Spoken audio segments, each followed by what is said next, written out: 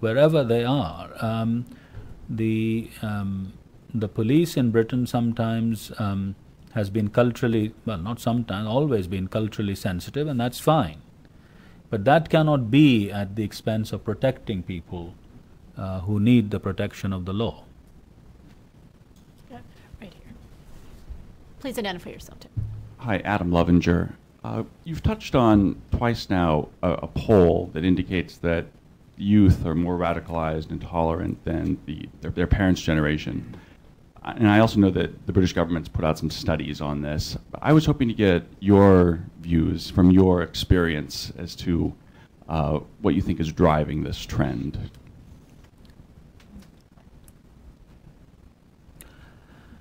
Yes, I mean, where do you start? I think what has happened is that certain misguided policies of multiculturalism, I mean, the problem is always with the ism, isn't it? I mean, we've got so many isms, but what multiculturalism did in Britain was to encourage the growth of separate communities with their own religion, language, culture growing separately. In Britain particularly, this is a dangerous thing because when the English talk of tolerance, it quite often means benign neglect. They are so different from us, let them be on. So what we did not have was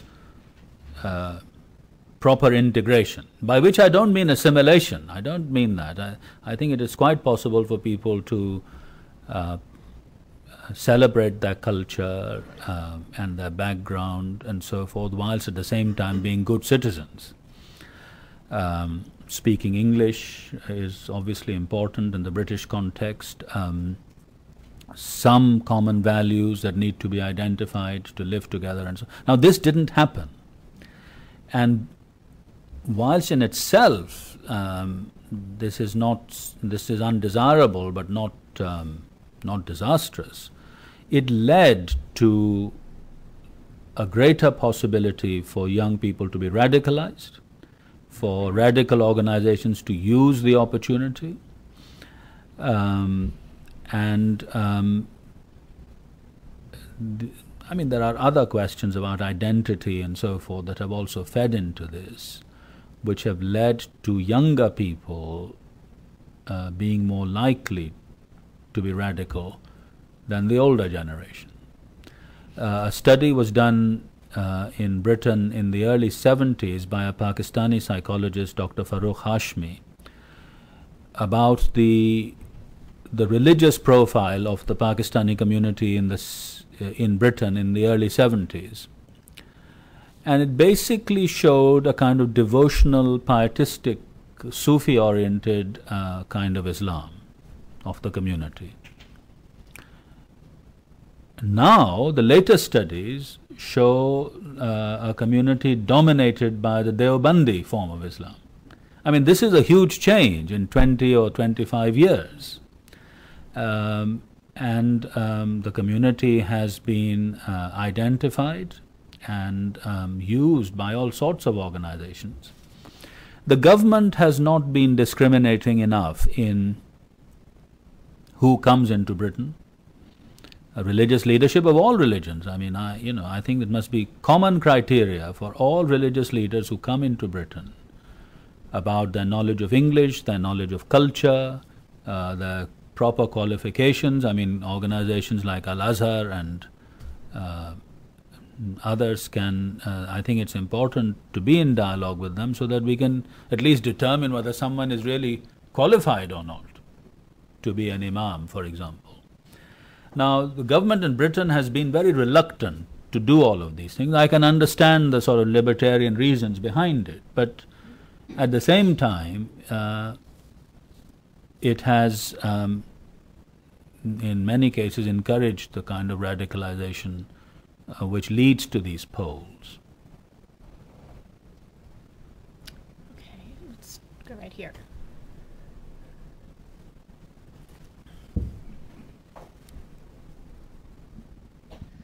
Hi, I'm Ashlyn Heche from the Hudson Institute. I grew up for the majority of my life in the Netherlands, where we've seen a large sort of importation of the idea that blasphemy should be met with murder. I'm sure you're familiar with the murder of filmmaker Theo van Gogh. And it's becoming a real problem. We see there's been a very recent poll where we see that 44% of those who are surveyed had as their biggest fear the Muslim community and their ideas and values and behavior, and 11% had as their biggest fear terrorism. We see that imams and religious leaders are using the platform of freedom of expression, which is so valued in the Netherlands, to propagate their views and to insult other people, as an instance calling homosexuals pigs, yet are not open to debate, they're not open to criticism. And indeed, as you said, part of the reason why we see sort of this trend is due to neglect, which for years has been the case in the Netherlands. And now we see a man called Geert Wilders who comes along, who has been very criticized, especially in the West, for being too radical, for being too extreme, for inciting to hatred and violence. Wasn't allowed into Great Britain for his views, even though he's a member of the European Parliament. So we've gone from sort of benign neglect to very extreme radicalism. So what do you see as the middle ground? How should the Netherlands and other governments who face a similar situation, a similar trend, counter it? Yeah, I mean, I can't comment on the Netherlands, but generally, I think what we find in Western Europe is quite often a moral and spiritual vacuum, so that European society is unable to create the kind of common ground that is needed for communities to live together. Now, I mean, in the British case, I think it is very regrettable that the very time that people from other religions and cultures and so on began to arrive in Britain, at that very time Britain began to lose the kind of Judeo-Christian discourse that had made it everything, nearly everything that it was. And that was one of the reasons for inventing multiculturalism. Rather than welcoming people on the basis of a Judeo-Christian discourse, and to say, right, this is who we are, this is what has made us, these are our values, now you are welcome to contribute. What people heard was, we don't know who we are, we don't know who you are, now let's continue to live separately. I mean, this is a recipe for disaster. So, I mean, common values, politicians talk about them, but when you actually ask what they are, they turn out to be very thin values like respect, decency, democracy maybe.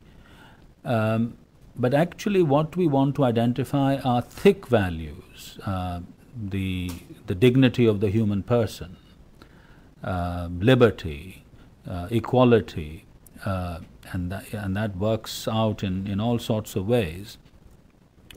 And these thick values that have emerged in Europe and indeed in the US have come from, this is going to be something I will say tomorrow night hopefully in greater detail, have come from a Judeo-Christian matrix refracted as it were through the Enlightenment. And these have to be reaffirmed as the basis for society and for anyone who wishes to live in that society. This is not to say they can't be criticized. I mean, the Judeo-Christian tradition itself is self-critical and certainly can be used to critique society. But if you create a moral and spiritual vacuum, you are then giving other people who come in the impression that you've got nothing to say.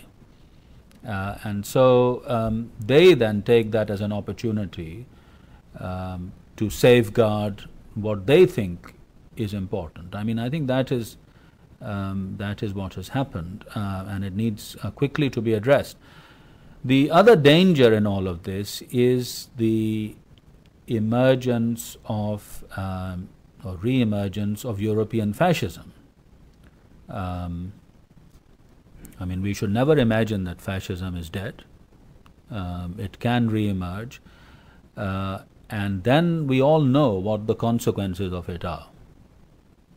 So I am committed to plural societies, though not to pluralism. I am committed to multicultural societies, but not to multiculturalism. I mean, I think these distinctions have to be made, quite carefully made. But it is quite possible to have such societies on the basis of Judeo-Christian discourse, and for people to be committed, if they're going to live in those societies, to the values that arise from such a discourse. One of those values is freedom, but at the same time, there is also the value, again, arising out of the Jewish and Christian Bibles, of protecting people, of safety from harm, not just of individuals, but of vital social institutions.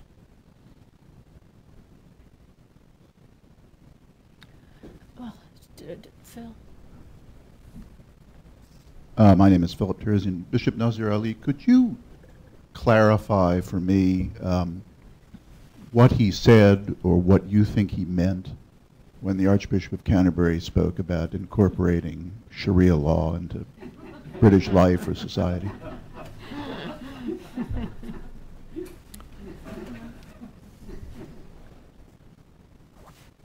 Well, I think he should say what he meant. It's not for me to say. However, first, I think a commitment to freedom means that people should be free to practice their religion in any way that they see fit, as long as it is not harmful to national interests or to the safety of other people and so on. And Muslims should be free to do this as much as anyone else. And of course also, if they are going to contribute in the public space, quite naturally they will contribute from that point of view. The maqasid of Sharia, of the protection of the individual, of the nafs, of nasl, of the future, of mal, of property, all of those things. From that point of view, Muslims can contribute in the public space. But the incorporation of Sharia into public law in the West is fraught with many difficulties. I hope to address this question tomorrow night, God willing.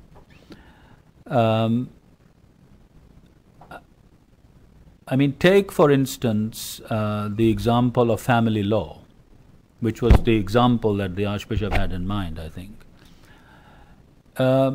If fiqh is well, the first question is which fiqh will you recognize, but say that you come to some conclusion about that. The fiqh, family law, whether Sunni or Shia, is founded on completely different assumptions from public law in the West. So, in Britain, bigamy is a crime. I don't know about here. Is it a crime here? Yeah. Right. Well, right. Well, I won't ask you which one. Yes. But the question is, it's a serious question. Will it be a crime only for some people and not for others? This is already being seen in our social services and public benefits, for instance. The assumptions about divorce are different. In Britain, the parties in divorce are equal, but not in Sharia. The man clearly has a dominant role. Even if the woman can divorce in certain circumstances and according to khul or talaq-e-tafweed, it is not equality. So these Muslim arbitration tribunals that have been set up, you do not know what coercion is being used in terms of women in accepting decrees of divorce by these tribunals. And the question as to whether they are enforceable in the civil courts is a very crucial one. The custody of children